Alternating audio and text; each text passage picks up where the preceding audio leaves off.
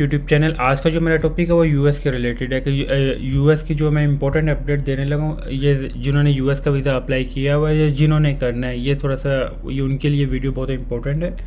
ये मैं आपको स्टार्ट में बता दूँ। ओके, जैसे कि आप लोग जब DS-160 सबमिट कर देते हैं और करंटली जो आप फेस कर रहे हैं इशू, वो अपॉइंटमेंट का है कि जी आपको अर्ली अपॉइंटमेंट नहीं मिलती। एक तो आपको करंटली जो है वो एक ये इशू आ रहा है। दूसरा इशू ये आ रहा है कि जब आप पोर्टल लॉगिन करते हैं तो आपका जो एरर आता है कि your portal has been blocked.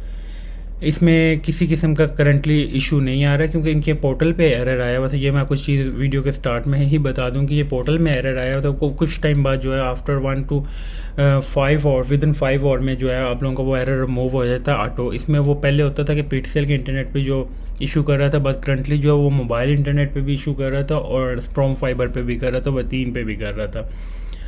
इसमें किसी किस्म का कोई इशू नहीं है। एक तो चीज़ मैं आपको ये क्लियर कट वीडियो के स्टार्ट में ही बता दूं। ये इंपॉर्टेंट अपडेट ये है कैसे कि आप देख रहे होंगे कि F1 की जो अपॉइंटमेंट हैं, स्लॉट्स हैं, वो मिल नहीं रही। ऐसे ही F2 की भी मैं बात करूं तो F2 की भी स्लॉट्स अब अवेलेबल नहीं है। जबकि जब आप F1 और F2 की अगर मैं बात करूं तो आप F1 और F2 की ईजिली जो है जब आप वीज़ा अप्लाई करते थे तो 7 कैलेंडर ओपन करते थे, 7 ही आपको अपॉइंटमेंट ईजिली मिल जाती थी। आपको किसी भी किस्म का कोई इशू नहीं था। अब करंटली जो आ रहा है आपके पास जून जुलाई क्या क्या तो क्या कैलेंडर आपके पास 2026 का कैलेंडर भी शो नहीं हो रहा। इसका आपने क्या करना होता है कि आपने you will wait. It's not mean, ये मैं क्लियर कट पहले वीडियो के स्टार्ट में ही आई विल रिपीट अगेन कि किसी एजेंट या कंसल्टेंट के पास नहीं जाना, आपने वेट करना है कि एम्बेसी का कि आप क्या डिसीजन है यूएस का, कब ये ओपन करते हैं। और करंटली अगर मैं आपको बात करूँ, सिचुएशन बताऊँ इस मंथ की जून की, तो F1 के जो वीज़े हैं वो नहीं लग रहे। क्लियर कट मैं आपको ये पिक्चर दे रहा हूँ।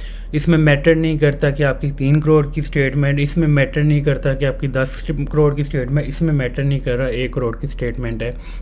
हुआ ये है करंटली कि मैंने खुद ये चीज़ देखी है कि 100 बच्चा गया था और 100 में से जो है ना मैक्सिमम जो मैंने रेशो देखी है वो 5 बच्चों के थे F1 के।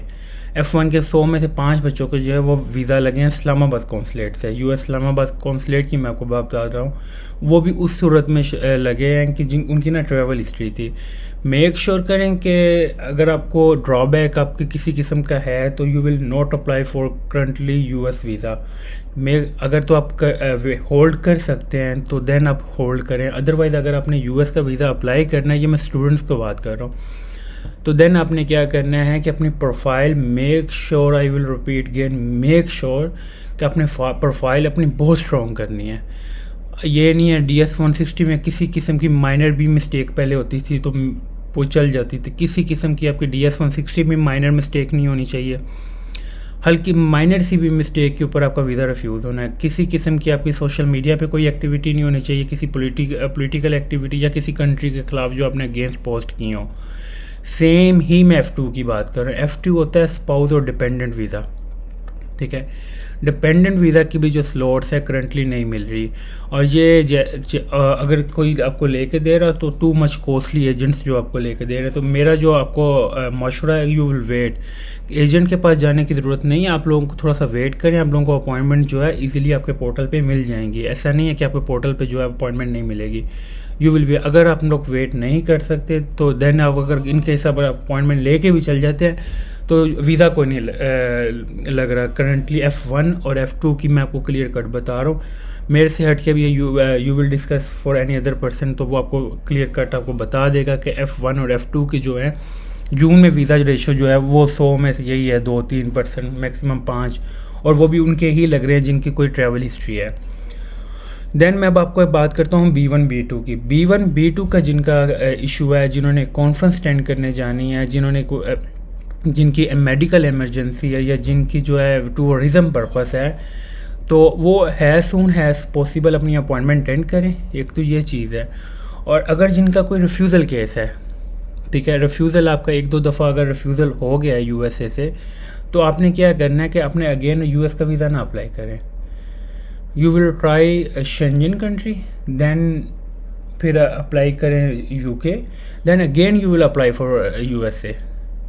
एक स्टेप वाइज आप लेके चलें। अदरवाइज़ इसका जो रिज़ल्ट आएगा, आप अगेन अप्लाई भी करते हैं, जो इसका जो रिज़ल्ट आएगा वो रिफ्यूज़ल है। वो आप एक दफ़ा ले लें, वो आप 10 दफ़ा ले लें, वो आपको रिफ्यूज़ल मिलनी ही मिलनी है। क्योंकि फ्रेश पासपोर्ट पे एक तो यूएस का वीज़ा बहुत मुश्किल हुआ है करंटली, मैं आपको बता रहा हूँ। जून की मई में जो वीज़ा रेशो थी वो बहुत ज़्यादा जा रही थी, है 100 में से लाइक 90 से 95 बंदों को वीज़ा लग रहे थे मई की अगर मैं बात करूं। और अगर मैं जून की बात करूं तो जून में से ऐसे है कि 100 में से 5 बंदों के लग रहे हैं और 95 की जो है वो रिजेक्शन हो रही है। और आप लोग जो मेरे वीडियो देख रहे होंगे उनके भी कोई जानने वाले होंगे तो उनको भी मेक श्योर आप उनसे भी डिस्कस करते हैं जिन्होंने रिसेंटली जून में अपॉइंटमेंट अटेंड की हो। वो आपको बता सकते हैं कि जो कितने एम्बेसी में जो है इस्लामाबाद एम्बेसी में, मैं अभी इस्लामाबाद की डिस्कशन कर रहा हूँ, इस्लामाबाद एम्बेसी में जो है वो कितनी रिजेक्शन थी। उसकी रीज़न क्या थी, आप लोग क्या करते हैं कि जी ठीक है luck, not luck, make sure you will complete documentation then you will apply for US visa. First of all अगर आपने फर्स्ट ट्राई लेनी है, in case your visa has been rejected then you will not apply again, ठीक है। Then आपने क्या करना है, इसका स्टेप बाय स्टेप आपने इसको प्रोसीजर करना है। Then you will apply Schengen visa, then United Kingdom, then you will apply again for USA, आपका इजीली वीज़ा लग जाएगा। और अगर आप कहेंगे यूएस से जो है आपकी वेरिफिकेशन नहीं करता तो he will 70 to 80% decide, US embassy has been decided before 1 day कि हमने सुबह इसको वीज़ा देना कि नहीं देना। वो आपके 80% डिसाइड करके बैठे होते हैं। और अगर आप कहेंगे वेरिफिकेशन अगर आप लोगों का अपॉइंटमेंट लेटर अगर आप उसको कंप्लीट रीड करें, एवरीथिंग इज मेंशन कि यूएस एम्बेसी के पास सारी एक्सेस है, नादरा की भी, एफबीआर की भी, और किसी भी अगर आप कहें कि हम यूएस की चीज़ें वेरीफाई नहीं करता तो you are wrong. US embassy everything is has been everything verified. ऐसा नहीं है कि यूएस जो है आपकी कोई चीज़ यूएस एम्बेसी आपकी हर चीज़ वेरीफाई कर रही है। अब इसमें जो एडिशनल हुआ है वो आपके सोशल मीडिया अकाउंट्स भी हो गए हैं। और सोशल मीडिया के अकाउंट्स अगर आप लोग प्रॉपर लिंक नहीं भी देखते तो वो आपके ईच एंड एवरीथिंग वो आपको खुद विद इन सेकेंड में आपको वो सर्च करके वो ढूंढ लेते हैं। तो किसी भी किस्म की मैं B1 B2 वाले को भी बता रहा हूँ कि सोशल मीडिया पे किसी भी पॉलिटिकल एक्टिविटी या किसी भी कंट्री के अगेंस्ट कोई पोस्टिंग नहीं करनी है आप लोगों ने, if you want success in your visa, ठीक है। कि प्रोफाइल मेक श्योर 3 दफ़ा आई विल रिपीट कि फ़ाइल मस्ट बी स्ट्रॉन्ग। ऐसा नहीं है कि आपने फ़ाइल जो है पहले रेंडमली आप लोग कर लेते थे। देन आप इशू फेस कर रहे हैं अपॉइंटमेंट का आपको मैं थोड़ा सा इशू बता दूँ। I will appointment you will book your self. ये नहीं है कि किसी एजेंट या कंसल्टेंट के पास ना जाएं। इंटरनेट, आई विल रिपीट यही अगेन दिस वर्ड्स कि you will use best internet and device, you will book your self appointment. ऐसा नहीं है कि आप लोग अपॉइंटमेंट किसी एजेंट या आपको, अगर आपके पास इंटरनेट की स्पीड अच्छी है, आपके पास जो है एडवाइस अच्छी है, तो आपको किसी पास एजेंट के पास जाने की ज़रूरत ही नहीं है। आप लोग के विद इन 2 वीक्स जो है आपको अपॉइंटमेंट मिल जाएगी। और ये नहीं है कि ऐसे नहीं है कि आपको सितंबर की मिलेगी, आपको विद इन जून जुलाई की ही मिल जाएगी अगर आपके पास ये 2 चीज़ें अच्छी हैं। किसी एजेंट, किसी कंसल्टेंट के पास ना जाएं। You will try yourself maximum 2 weeks, otherwise then you will go for agent.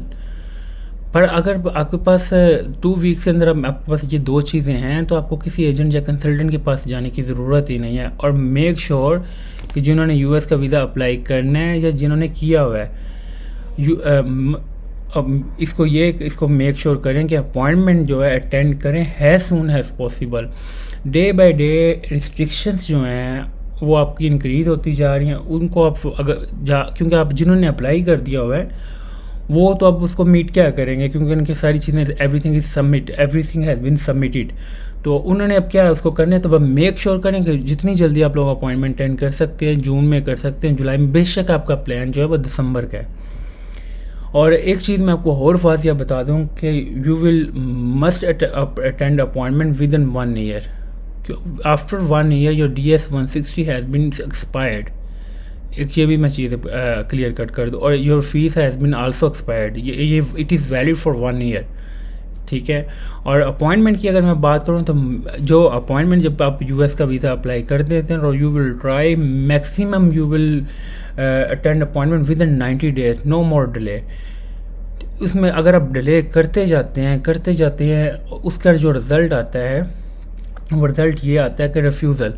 ये मैं सिंगल स्लॉट की बात कर रहा हूँ या मैक्सिमम 2 स्लॉट्स की। जिन्होंने फैमिली पर्पस के लिए वीज़ा अप्लाई किया है, वह फैमिली पर्पस वाले जिन्होंने टूरिज़म पर्पस किया है, लाइक जिनकी 4 to 5 हैं पर्सन फैमिली मेम्बर हैं, तो आप लोगों ने फिर आप लोग अपॉइंटमेंट अटेंड करें जिनके साथ बच्चे भी हैं, ठीक है, अंडर 18।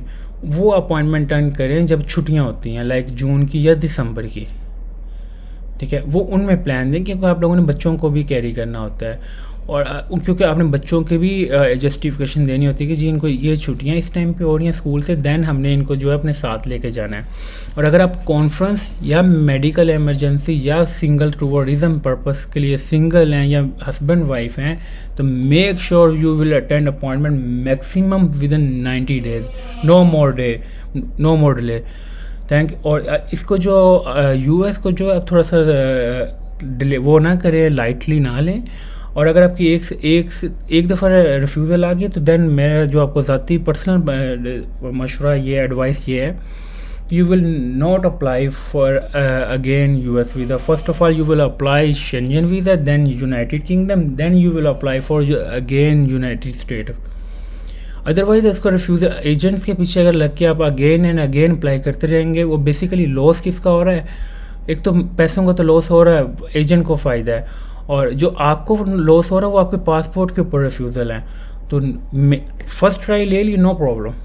अगर निकल जाते हैं, लग जाता है तो well and good. In case your visa has been refuse, then you will wait and then you will apply for Schengen visa, then you will apply for United kingdom.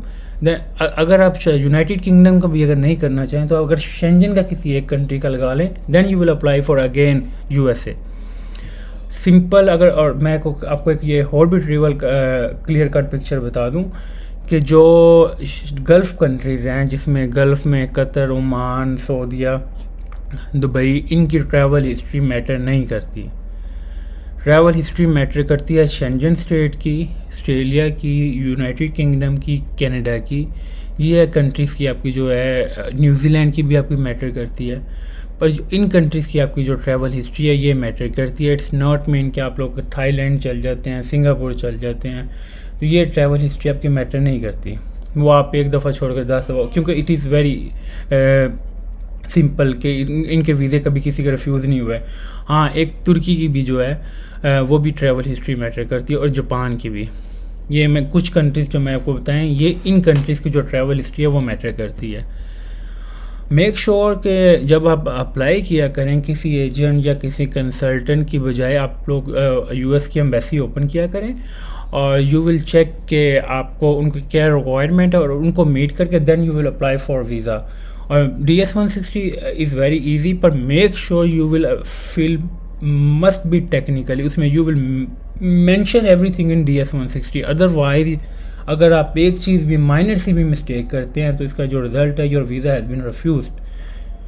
अब और डे बाय डे जो restrictions हैं वो इतनी ज़्यादा हो रही हैं कि you will not meet easily. आप लोग उसको इजीली मीट नहीं कर सकेंगे। जो जितना मर्ज़ी वो बेसिकली बिजनेसमैन है, जो जिसकी मर्ज़ी इतनी बेसिकली इंटरनेशनल जो है सैलरी, इंटरनेशनल कंपनी में जॉब कर रहा है और सैलरी जितनी मर्ज़ी है, आप लोगों के लिए ये मीट करना बहुत मुश्किल हो जाएगी डे बाय डे। क्योंकि F1 और F2 का मैं अगेन कह रहा हूँ, तो you will wait, you will not go for any agent और consultant, you will wait for decision के यूएस एम्बेसी अब क्या डिसीजन लेती है, कब आपकी स्लॉट्स ओपन करती है, then you will book your appointment and you will go for interview. और करंटली जो मैं आप लोगों को बता रहा हूँ, जिनकी F1 और F2 की जो जून में अपॉइंटमेंट अटेंड हुई हैं, उसमें से 100 में से 105 बच्चे हैं जिनके जो है वीज़े लगे हैं।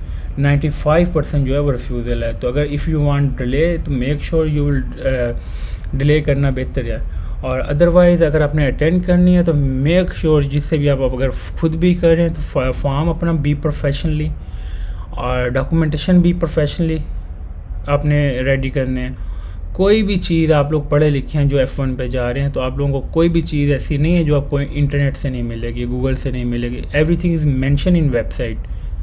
तो आपने क्या करना है, उनसे देख के अकॉर्डिंग टू योर उनकी यूएस की रिक्वायरमेंट कि आपने वो चीज़ें पूरी करनी है, then you will attend appointment. किसी इवन के माइनर फॉर अगर आप 1% भी किसी किस्म की मिस्टेक करते हैं तो उसका जो रिज़ल्ट है वो रिफ्यूज़ल है। तो अब आपको बताने का मकसद ये है कि किसी के पीछे एजेंट या कंसल्टेंट के पीछे लगने की बजाय you will follow rules and regulation US. किसी के बातों पे ना आए। वो मुझे आज एक कॉल आई कि F1 के सोना वीज़े लग रहे हैं, इट इज़ रॉन्ग।